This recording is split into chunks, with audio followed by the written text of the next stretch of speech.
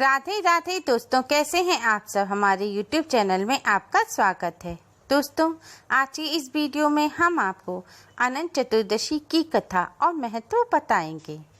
अनंत चतुर्दशी व्रत का जिक्र महाभारत में भी मिलता है। इस व्रत को सभी संकटों से मुक्ति दिलाने वाला माना जाता है। ऐसी मान्यता है कि भगवान श्री कृष्ण की सलाह से पांडवों ने भी इस व्रत को उस समय किया था जब वे वन वन भटक रहे थे। माना जाता है इस व्रत को करने से दरिद्रता का नाश होता है और ग्रहों की बाधाएं भी दूर होती हैं। यह दिन भगवान विष्णु की पूजा अर्चना का होता है। इस दिन सूत या रेशम के धागे में 14 गांठ लगाकर उसे कुमकुम से रंगकर पूजा की जाती है। पूजा के बाद उस धागे को कलाई पर बांधा जाता है। कलाई पर बांधे गए इस धागे को अनंत कहा जाता है। भगवान विष्णु का रूप माने जाने वाले इस धागे को रक्षा सूत्र भी कहते हैं। मान्यता है कि इस धागे को बांधने से समस्त परेशानियों से मुक्ति मिलती है। अनंत चतुर्दशी के दिन कई जगह गणपति जी का विसर्जन भी किया जाता है और इसी के साथ गणेश उत्सव का समापन भी इसी दिन हो जाता है। आज के दिन अनंत चतुर्दशी की कथा सुनने मात्र से ही भगवान विष्णु की कृपा से सभी कष्टों और संकटों से मुक्ति मिलती है, दरिद्रता का नाश होता है और घर में सुख समृद्धि आती है। अनंत चतुर्दशी की कथा। एक बार महाराज युधिष्ठिर ने राजसूय यज्ञ किया। उस यज्ञ मंडप का निर्माण सुंदर तो था ही, अद्भुत भी था। वह यज्ञ मंडप इतना मनोरम था कि जल व थल की भिन्नता प्रतीत नहीं होती थी। जल में स्थल तथा स्थल में जल की भांति प्रतीति होती थी। बहुत सावधानी करने पर भी बहुत से व्यक्ति उस अद्भुत मंडप में धोखा खा चुके थे। एक बार कहीं से टहलते टहलते दुर्योधन भी उस मंडप में आ गया और एक तालाब को स्थल समझकर उसमें गिर गया। द्रौपदी ने यह देखकर अंधों की संतान अंधी कहकर उसका उपहास किया। इससे दुर्योधन चिढ़ गया। यह बात उसके हृदय में बाण के समान लगी। उसके मन में द्वेष उत्पन्न हो गया। उसने पांडवों से बदला लेने की ठान ली। उसके मस्तिष्क में उस अपमान का बदला लेने के लिए विचार उपजने लगे। उसने बदला लेने के लिए पांडवों को धूत क्रीड़ा में हराकर उस अपमान का बदला लेने की सोची। उसने पांडवों को जुए में पराजित कर दिया। पराजित होने पर प्रतिज्ञानुसार पांडवों को 12 वर्ष के लिए वनवास भोगना पड़ा। वन में रहते हुए पांडव अनेक कष्ट सहते रहे। एक दिन भगवान कृष्ण जब मिलने आए तब युधिष्ठिर ने उनसे अपना दुख कहा और दुख दूर करने का उपाय पूछा। तब श्री कृष्ण ने कहा, हे युधिष्ठिर, तुम विधि पूर्वक अनंत भगवान का व्रत करो। इससे तुम्हारा सारा कष्ट दूर हो जाएगा। तुम्हारा खोया राज्य पुनः प्राप्त हो जाएगा। इस संदर्भ में भगवान श्री कृष्ण ने युधिष्ठिर को एक कथा सुनाई। प्राचीन काल में सुमंत नाम का एक बड़ा तेजस्वी ब्राह्मण रहता था। उसकी पत्नी का नाम दीक्षा था। उसकी एक परम सुंदरी, धर्मपरायण तथा ज्योति कर्म कन्या थी, जिसका नाम सुशीला था। सुशीला जब बड़ी हुई तो उसकी माता दीक्षा की मृत्यु हो गई। पत्नी के मरने के बाद सुमंत ने कर्कशा नामक स्त्री से दूसरा विवाह कर लिया। सुशीला का विवाह ब्राह्मण सुमंत ने कौंडिन्य ऋषि के साथ कर दिया।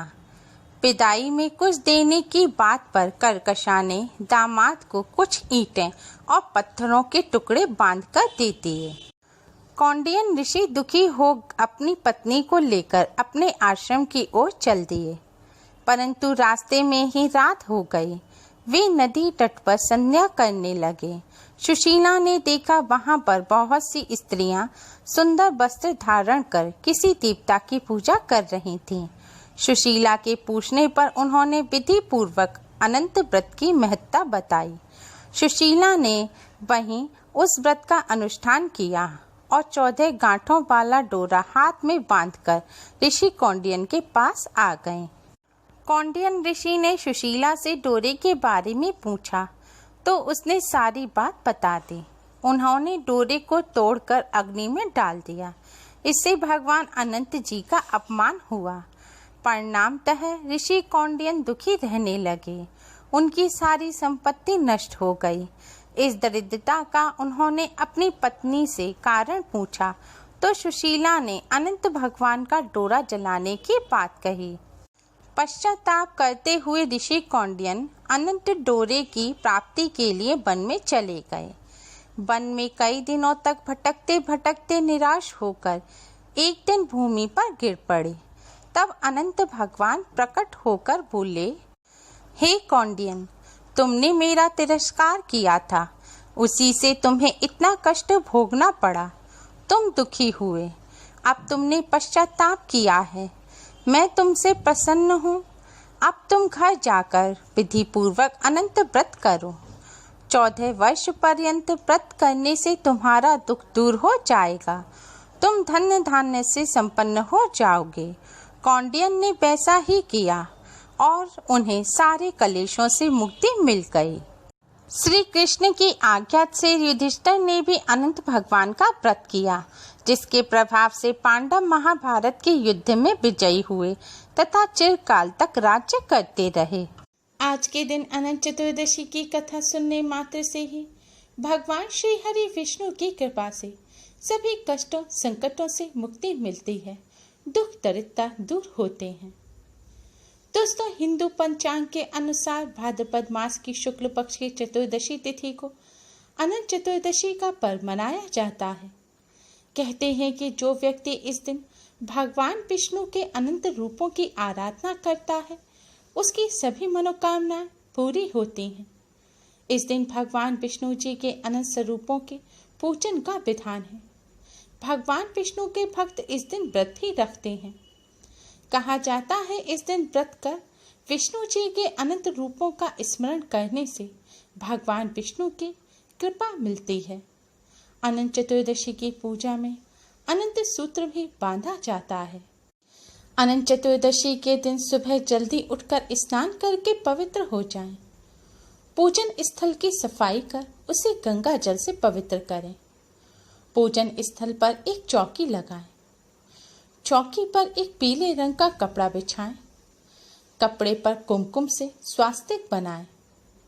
चावल और फूल से स्वास्तिक का पूजन करें।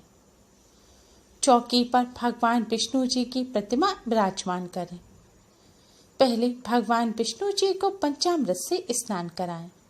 पंचामृत यानी कि दूध, दही, घी, शहद और शक्कर के मिश्रण से भगवान विष्णु को पहले स्नान कराएं, फिर शुद्ध जल से स्नान कराएं। इसके बाद भगवान विष्णु जी की प्रतिमा को चौकी पर विराजमान करें। भगवान विष्णु जी के मस्तक पर चंदन का तिलक लगाएं। साथ ही फूलों की माला भगवान विष्णु जी को अर्पित करें। भगवान विष्णु जी को पुष्प अर्पित करें। फिर भगवान जी के सामने एक शुद्ध घी का दिया जलाएं और एक सुगंधित धूपबत्ती जलाएं। इस दिन कलश की स्थापना भी की जाती है। इसके लिए एक कलश में शुद्ध जल भर के कलश में 1 रुपए का सिक्का, इत्र, थोड़े से साबुत चावल, हल्दी की गांठ या फिर पिसी हुई हल्दी डाली जाती है। कलश में थोड़ा कुश भी डाला जाता है। कुश ना हो तो कुश की जगह दूध भी डाल सकते हैं। अब चौकी पर थोड़े से चावल रखकर उसके ऊपर कलश की स्थापना की जाती है। इसके बाद एक सूत्र तैयार किया जाता है। अनंत चतुर्दशी की पूजा में सूत्र का बड़ा महत्व है।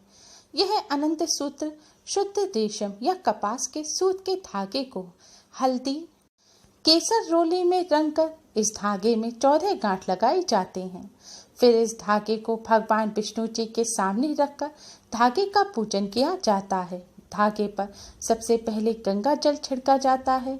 फिर हाथ में पुष्प अक्षत लेकर धागे पर अर्पित किया जाता है। फिर धूप दीप आदि से पूजन किया जाता है। फिर भगवान विष्णु जी को पीले रंग के धागे का भोग लगाएं। हो सके तो भगवान विष्णु जी के विष्णु सहस्त्र नाम का पाठ अवश्य ही करें। सत्यनारायण भगवान की कथा सुने, अनंत चतुर्दशी की कथा सुने और भगवान विष्णु जी की चालीसा का पाठ करें। अंत में भगवान अनंत का ध्यान करते हुए इस डोरे को धारण करें। महिलाएं अपने बाएं हाथ में यानी कि लेफ्ट हैंड में और पुरुष दाहिने हाथ में यानी कि राइट हैंड में इस डोरे को धारण करें। यह डोरा भगवान विष्णु जी को प्रसन्न करने वाला तथा अनंत फल देने वाला माना गया है। मान्यता है इस अनंत सूत्र को बांधने से व्यक्ति प्रत्येक कष्ट से दूर रहता है। जो मनुष्य विधि पूर्वक इस दिन श्री हरि की पूजा करता है उसे सभी पापों और कष्टों से छुटकारा मिल जाता है। दोस्तों, अनंत चतुर्दशी की पूजा में इस बात का विशेष ध्यान रखें कि अनंत चतुर्दशी का अगर आप यह डोरा बांध रहे हैं तो आपको अनंत चतुर्दशी का व्रत रखना अनिवार्य है। इस डोरे को बांधते समय बहुत सावधानी रखनी चाहिए। इस डोरे का भूल कर भी तिरस्कार नहीं करना चाहिए। अगर अनंत चतुर्दशी के आप व्रत रख रहे हैं तो यह व्रत लगातार 14 वर्षों तक रखे जाते हैं। 14 वर्षवास उद्यापन करने के बाद ही व्रत को छोड़ा जाता है। इसलिए अनंत चतुर्दशी के पूजन में इस बात का विशेष ध्यान रखें। उम्मीद है आपको हमारी ये वीडियो पसंद आई होगी। प्लीज़ लाइक करें। हमारी इस वीडियो को अपने फ्रेंड्स और रिश्तेदारों में ज़्यादा से ज़्यादा शेयर करें जिससे वह भी इसका लाभ उठा सकें। हमारी और भी वीडियोस के लिए हमारे चैनल को सब्सक्राइब करना ना भूलें। Thanks for watching. Radhe Radhe.